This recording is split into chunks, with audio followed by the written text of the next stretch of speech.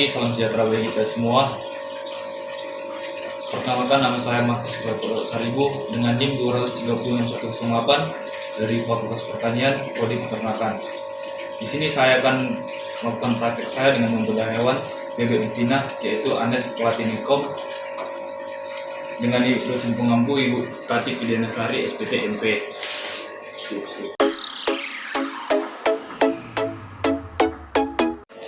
Baiklah, yang pertama saya akan menjelaskan bagian caput atau bagian kepala. Yang pertama itu adalah rostum. Rostum itu adalah paruh. Di dalam rostum ini terdiri dari maksila dan mandibula. Maksila itu rang atas dan mandibula itu rang bawah. Kemudian ada neres atau hidung.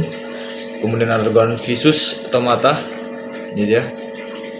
Kemudian ada parus acousticus externus, telinga bebek.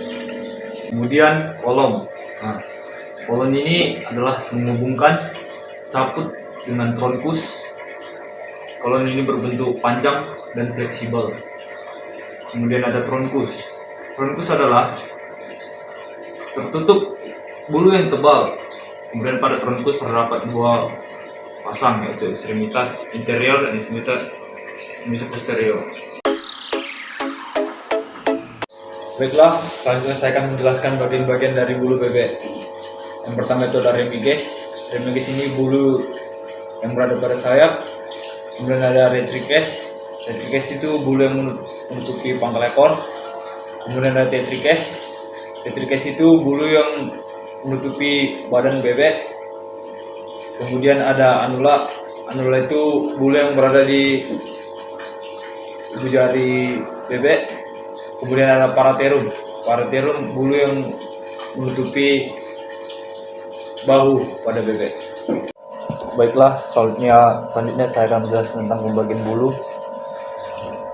Untuk pertama ada plume. Selanjutnya ada kuil. Kuil itu ujung. Kemudian ada racis. Racis itu adalah batang. Ini dia. Kemudian ada xilum, bulu yang berada pada kanan dan kiri. Kemudian ada barbula distal, bulu yang arahnya ke atas. Ini. Kemudian ada barbula proximat, bulu yang berada pada ujung. Kemudian ada plumule. Ini dia plumulenya. Plumule ini adalah bulu yang dapat menghangatkan tubuh. Kemudian ada flupule, adalah bulu penyosong.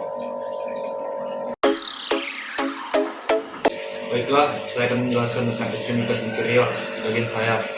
Yang pertama itu adalah humerus. Humerus adalah tulang lengan atas. Kemudian ada radius, tulang pengumpil.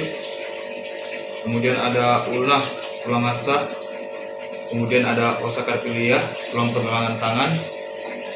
Dan selanjutnya ada digiti pada sayap. Baiklah, selanjutnya saya akan menjelaskan tentang ekstremitas posterior pada bebek, yaitu di bagian paha. Yang pertama itu adalah femur. Femur itu adalah tulang paha. Kemudian ada patella. Patella itu adalah tulang lutut. Kemudian ada tibio artus, yaitu persatuan antara tulang kering dan tulang pergelangan kaki. Kemudian ada fibula.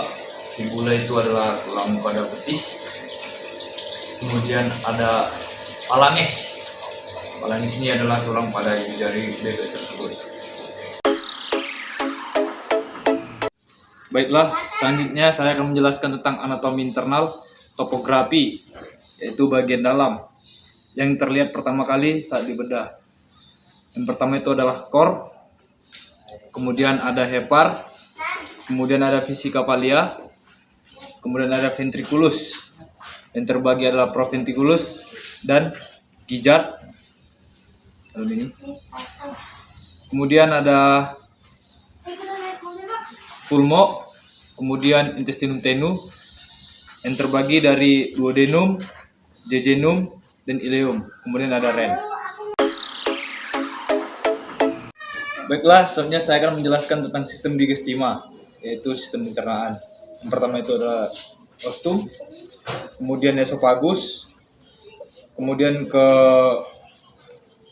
crop, kemudian ke proventriculus, ventriculus dan gizzard, kemudian ada intestinum tenue yang terdiri dari beberapa jenis, yaitu duodenum, jejunum, dan ileum. Kemudian cecum,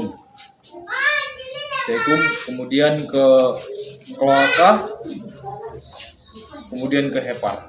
Baiklah, selanjutnya sistem pencernaan dimulai dari rostrum ke crop, kemudian terdapat glanula saliva yang berfungsi sebagai pelumas untuk memudahkan makanan. Kemudian di esofagus, makanan hanya lewat, kemudian masuk ke crop,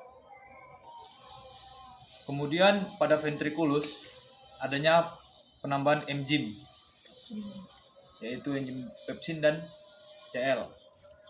Terkait dengan pencernaan protein, pada gizzard ini merupakan bagian dari ventriculus. Kemudian bagian bawah terjadi pelumasan makanan.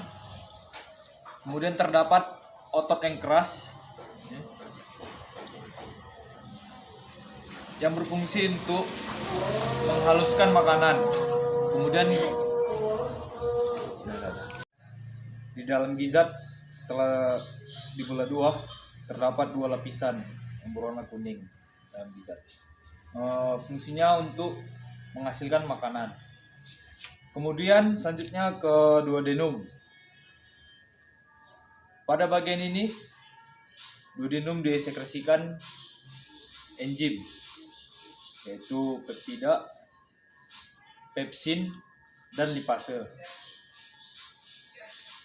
Duodenum melengket pada pankreas. Kemudian jejunum dan ileum,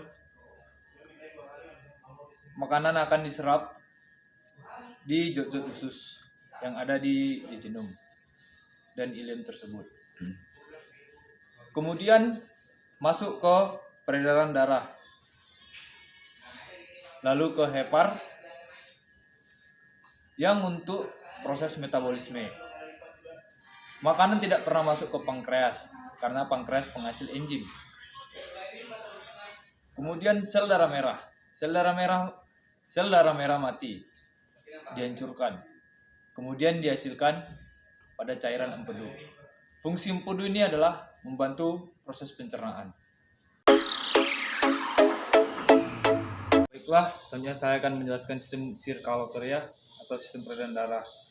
Baik, yang pertama right atrium, kemudian di atasnya ada right ventricle, kemudian left atrium dan left ventricle.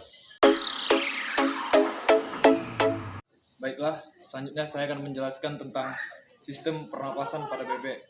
Dimulai dari udara masuk ke nares, kemudian masuk ke trakea, kemudian ke bronkus. Bronkus ini adalah batang tenggorokan yang terletak setelah trakea dan sebelum pulmo. Kemudian selanjutnya adalah pulmo. Baiklah, demikianlah hasil praktikum saya tentang pembedahan bebek betina atau Anes platinicum. Lebih kurangnya saya mohon maaf.